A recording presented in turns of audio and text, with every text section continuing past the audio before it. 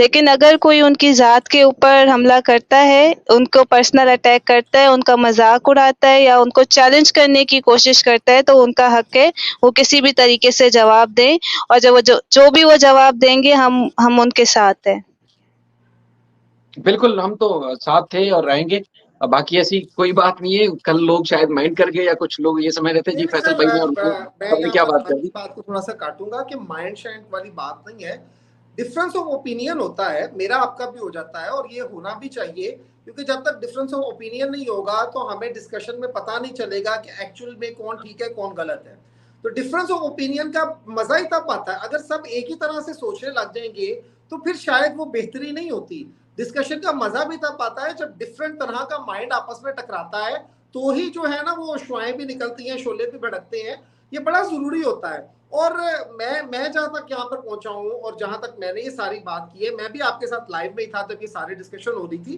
तो वक्ती तौर पर लोगों के सेंटिमेंट्स हैं, लोग हर्ट हैं। स्पेशली अगर हम इंडिया के लोगों की बात करें, the people are very hurt from inside, because शायद मुझे आपको उतना बुरा नहीं लग रहा जितना इंडिया के लोगों को लग रहा है। उनके मुल्क में बैठकर उनकी ही दाढ़ी को नोचा जा रहा है। तो डेफिनेटली ये एक ऐसी बात है कि जो बड़ा तकलीफदेह होती है कि तुम नहीं, मैं यहाँ हो पे कौन, आपको तुम्हारी हैसियत फैसल जी क्या है। थोड़ा सा हम यहाँ पे इसलिए सॉरी माजरत चाहेंगे आपसे, थोड़ा माफी चाहेंगे, यहाँ पे इसलिए रोक रहे हैं। वाकई हम लोग पूरे देश के जितने लोग हैं, जिस तरह से सीमा चिल्ला के यहाँ पे मैं बार बार ही बार बार करेक्ट करूंगी कि सीमा जिस तरह से चिल्ला के बोलती है कि पूरे भारत के लोग उसको पसंद करते, लाइक करते, नॉनसेंस, बुलशिट, झूठ, गलत बोलती है। मतलब गिनती के जो अब जितने गिनती के लोग आज की डेट में बचोगे, मेरे ख्याल से 6 से 7 लोग हो गए। हमको तो बैकग्राउंड पे जाना ही नहीं है, बैक में तो मुझे जाना ही नहीं है। 6-7 लोग अब बचे जो उसको लाइकिंग में उसको रोके हुए हैं। और दूसरी बात है कि हम लोग पूरी जनता, अगर जिस दिन वो रबूपुरा के बाहर आ गए, जिस दिन वो रबूपुरा के बाहर दिख गई, कोर्ट में भी दिख गई या कहीं दिख गई, मेरे ख्याल से उसका क्या हश्र करेंगे, क्या हश्र होगा, वो तो हम लोग जिस तरह से सब्र करें ना, जिस तरह से बेइज्जती हम लोग की कर रही है, बेइज्जती मतलब वो जो कमरे में बैठ के बोल रही है ना, वो मोमिन को रख के बोल रही है या जिसको भी बोल रही है, वो लग तो हम ही लोग को रहा है ना, लग तो हम ही लोग को रहा है ना, बुरा तो हम लोग को लग रहा है, हम लोग का खून खोल रहा है। सचिन जिस तरह से बोल रहा है, जिस तरह से सचिन बोल रहा है, वो खून खोल रहा है। और हम लोग ऐसा नहीं कि हर कोई शरीफ, जब तक एक लिमिटेशन होती शराफत की भी शहीद भाई एक लिमिटेशन होती है।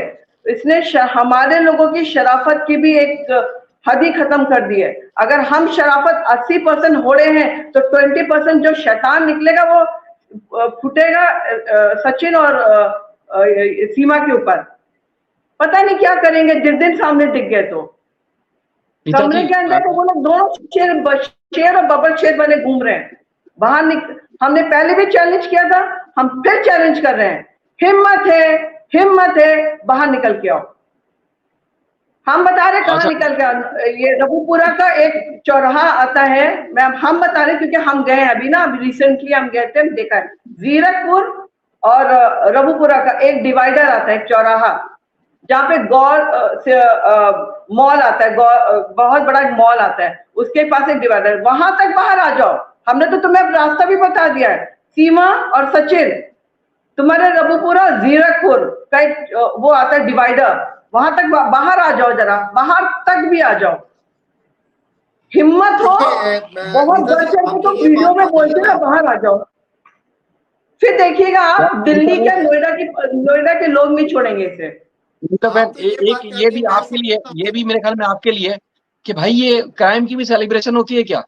क्राइम की भी सेलिब्रेशन होती है कि मैंने क्राइम किया था, फलां की सरहद पार की थी, उसका बॉर्डर क्रॉस किया था, उसका कानून तोड़ा था और उसकी मैं सेलिब्रेशन करूंगी और उसी मुल्क के अंदर बैठ के शर्म होती है, कोई हया होती है। और वो भी कमरे में बैठ के। सुनिए, सारे लोग जो कर रहे हैं, जो सारे कुछ कर रहे हैं, वो सिर्फ एक कमरे में बैठ के कर रहे हैं, बाहर नहीं निकल के करते। ये कौन सा इनका दादागिरी है? दादागिरी तो वो होती है ना सीमा और सचिन की, जो बाहर निकल के करे। कमरों के अंदर क्या होता है, रूम में बैठ के बोल रही है ना कि वो बाहर आए। माँ जी जो है ना वो इस तरह की है कि वो इसके घर घुस के भी मार सकती है। मैं आपको सही बात बता रहा हूँ, वो हमारे पंजाब से हैं, उनका मुझे पता है कि वो उनकी उनकी ये हिम्मत है। लेकिन ये एक बड़ी बात है कि वो बड़ी बड़ी समझदार है, वो चीजों को बड़ी और तरह से देखती हैं। कानून को हाथ में नहीं लेना, ये एक बड़ी फैसल बात भाई, है। मतलब फैसल भाई, नहीं, आप वो नहीं इस तरह समझे। की होने के बावजूद, एक और वो बात। दादागिरी नहीं एबिलिटी नहीं, वो होने के दादागिरी किस तरह से बावजूद भी, चैलेंज कर रही है, वो जिस तरह से चैलेंज कर रही है, दोनों जने चैलेंज, हम चैलेंज की पे देखिए बात कर रहे हैं, चैलेंज देखिए कर रहे हो तो चैलेंज वो बाहर आके सब भी कुछ तो करो। होने के बावजूद भी, वो एबिलिटी होने के बावजूद भी वो न डर है, वो हाँ चाहे तो ये काम कर सकती हैं। लेकिन हाँ कितनी अक्लमंदी का मुजाहिरा है कि वो भी कानून हाँ, को हाथ में लेना चाहती है कि फैसल भाई, कल वो को चाहती, मेरे इस कदम की वजह से कोई मामला खराब हो। ये वो फैसल भाई, बात है। यस, आप तो ये कह रही है ना सीमा, कि बाहर निकलेगी, तो लोग कुछ ऐसे भी हैं जो घर में घुसकर भी मार सकते हैं। और मैं आपको नाम बता देता हूं कि आस्था माँ ये काम कर सकती है। लेकिन वो इतनी समझदार है कि उनको पता है कि अपनी इस पावर को मुझे कहां पर एक्सरसाइज करना है और कहां पर नहीं करना। द मोस्ट इंपॉर्टेंट थिंग होता ये है कि आप पावरफुल हो बट स्टिल आप लॉ एंड ऑर्डर को फॉलो करो। हर कोई सीमा हैदर की तरह नहीं होता कि वो समझता है कि कानून तोड़े जाएंगे तो कुछ नहीं होगा। हर इंसान को हाँ पता होता है कि जो भी है अल्टीमेटली लॉ एंड ऑर्डर ने ही सामने आना है। ये 4 दिन की चांदनी है, फिर अंधेरी रात वाली बात है। ये 2-4 दिन जो उछल रही है, कूद रही है, और वो भी जिसके सर पर, उसका तो माजी ही भरा पड़ा है इन सारी चीजों के साथ। वो तो कहते होते ना कि ये एपी सिंह वो बंदा है कि अगर जज कह रहा हो ना कि उम्र कैद की सजा है, तो कहता नहीं, फांसी दो इसको। ये वो बंदा है। तो ये तो इसको अगर 4 साल की सजा हो रही होगी तो एपी सिंह कहेगा 4 साल बाद ये बाहर आ जाएगी, इसको 10 साल की कर दो। ये वो आदमी है। तो ये वो तो हकीकत बात है, मैं आपको जो बता रहा हूँ। वो तो कोर्ट में फैसल भी भाई, नहीं पहचानेगा, आप देखते जाइएगा, वो कोर्ट में सीमा सचिन को नहीं पहचानेगा, वो अपना गेम फैसल भाई, कैसे बदलेगा वो भी देखेगा, गेम ये बदल देगा। असल में सीमा सीमा बेसिकली चाहती है कि कोई या तो मुझे ऑडियो वीडियो पे या किस तरह से कोई लाइव में कोई मुझे धमकी लगाए, तो मैं दिखाऊं सरकार को, देखें जी मेरी जान को खतरा है, मैं बाहर नहीं निकल सकती। दूसरा ये है कि कोई मेरे घर की तरफ आए, कोई पत्थर फेंके, कोई थोड़ा सा शोर शराबा करे, तब भी मैं सरकार को बोलूं देखें जी मैं तो कोर्ट भी नहीं जा सकती, मेरी जान को खतरा है, मुझे उसका फायदा मिले, वहां असलम मिल जाए मुझे वहां की, अगर कुछ और नहीं, अगर ऑफिशियल ना मिले तो कम से कम लंबा स्टे मिल जाए। वो चाहती ये है। लेकिन जो लोग समझदार हैं, लोग जो है भरपूर कोशिश कर रहे हैं कि कभी भी इस तरह की हरकत नहीं करेंगे, ना कानून हाथ में लेंगे और ना ही डायरेक्ट उसको करेंगे, भले वो किसी को गालियां दें, कुछ करें। मोहम्मद मलिक साहब हक रखते हैं, लेकिन हम सब गुलाम हैदर या जितने भी इंडियन है वो दोस्त समझते हैं अच्छी तरीके से कि वो चाहती क्या है। लोगों को उकसाओ, गालम गलौज करो और इस हद तक ले जाओ कि लोग मुझे टारगेट करें, उसका गवर्नमेंट को मैं दिखा के फायदा लूं। मतलब किसी एक दिन नहीं था, मैंने आप बताएं कि उसके बच्चों को किसी ने कोई बुरा कहा हो, बच्चों के लिए तो लोग बैठे हुए, अभी भी बैठे हुए बच्चे, आज गुलाम हैदर को मिल जाए कोई सवाल नहीं पैदा होता कि कभी कोई बैठ के लाइव में इसका नाम तक ले ले, कोई नहीं लेगा। असल में वो चाहती ये है कि इस तरह उकसाएं कि देखें जी मेरे बच्चों के बारे में बात करते हैं, मेरे धर्म के खिलाफ बात करते हैं, मैं नारे लगाती हूँ तब बात करते हैं सनातन धर्म को। आप सब सनातन से ताल्लुक रखते हैं, आप बताएं ना, कभी अगर कोई जुर्रत करे सनातन के ऊपर बात करने की, आप उसको उसके साथ बैठ के बात करेंगे, लाइव आप डिबेट में बैठेंगे, सवाल ही नहीं पैदा होता आप उसको कभी मुंह लगा लें। और ये चाहती है कि इस तरह का ड्रामा रचाएं ताकि ये एक सिस्टम डाइवर्ट हो और मुझे उसका फायदा मिल जाए, लेकिन लोग इसको फायदा नहीं देंगे, लोग लेकिन समझदार हैं।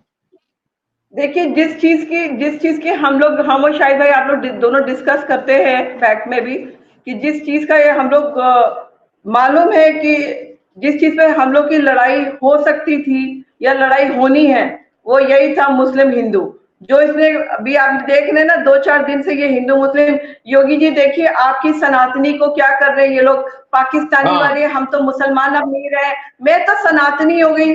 मतलब ये ऐसे नाटक शो कर रही है, ऐसा शो कर रही है कि वाकई योगी जी सामने कुर्सी पे बैठे हैं और वो सुन रहे हैं कि हाँ हमारी सनातनी को के साथ अत्याचार हो रहा है।